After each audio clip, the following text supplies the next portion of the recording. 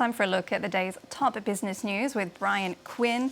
We're starting here in France, where the government is trying to plug a €20 billion hole in its budget. One option they seem unwilling to consider is raising taxes.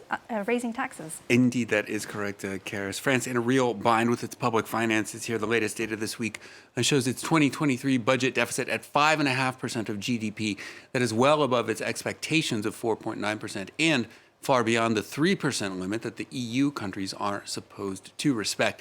Now, the government says the main culprit is slowing economic growth, just 0.9% in 2023. That meant less taxes collected, from income taxes to social security charges.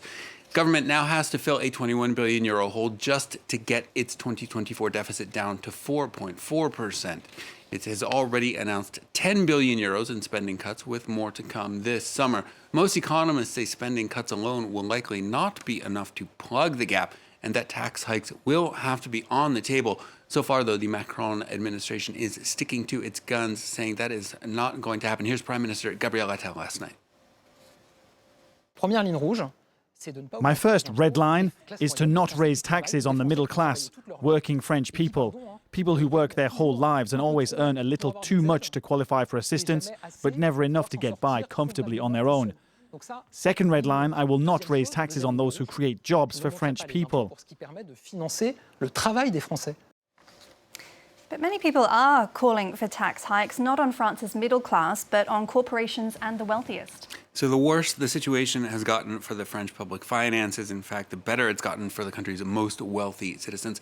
Oxfam says 42 French billionaires saw their wealth grow by $230 billion over the past 3 years. Early in his first term, Emmanuel Macron replaced France's wealth tax with a real estate tax that has brought in just about a third of the former tax's revenues. He also instituted a flat tax on capital gains and cut corporate taxes from 33% down to 25%. Now, last fall, a draft budget bill in the National Assembly contained €15 billion in new taxes on large investor dividends, corporate super profits, and share buybacks. Those amendments, though, were stripped out when the government forced through its version of the budget via the controversial constitutional maneuver known as the 49.3. Lawmakers now worried that France could face an EU procedure for excessive deficit, as well as see its debt rating downgraded on international markets. Take a listen here. What we need is not a debate on public finances in a month, but a new corrective budget by the end of the session. So you can explain the measures you intend to take to avoid France being subjected to a European Commission procedure for excessive deficit and the downgrading of our debt. Well, instead, the government is looking to close the gap by getting more French people off unemployment and back to work. So Prime Minister Attal says if France had the same level of labor participation as our neighbors in Germany, there would be no tax shortfall. He credits President Macron with bringing the country's unemployment rate from nearly 10% down to 7%, in part via tightening restrictions on unemployment benefits. Attal says there is more reform to come. Laurent Berstecker has the details. Seeking solutions to reduce France's deficit, Prime Minister Gabriel Attal said he was considering another reform to the country's unemployment system.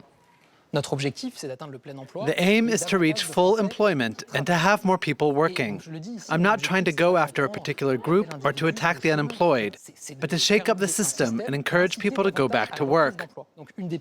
One option is to reduce the eligibility period down to 12 months. French citizens are currently eligible to receive benefits for up to 27 months after they stop working, a time period which was already slashed in 2022 and which could now be shortened further. Attal also raised the possibility of making it more difficult to qualify for benefits, for instance by increasing the length of the minimum working period, as many suggestions that had French labor unions up in arms. We've just had some very difficult reforms, and unemployment rates are up. So we should be giving more protection to the unemployed, not less. The proposed reform is part of an effort to slash public spending, as Macron's government seeks to meet this year's deficit target of 4.4% of GDP. France already pledged some €10 billion in spending cuts, But rating agencies say it remains unlikely to meet its fiscal targets, even with these additional savings. And there will be negotiations ongoing between unions and the government to see what exactly comes of these future unemployment reforms. But there is definitely more to come in the summer. All right, Brian Quinn, thank you for that business update.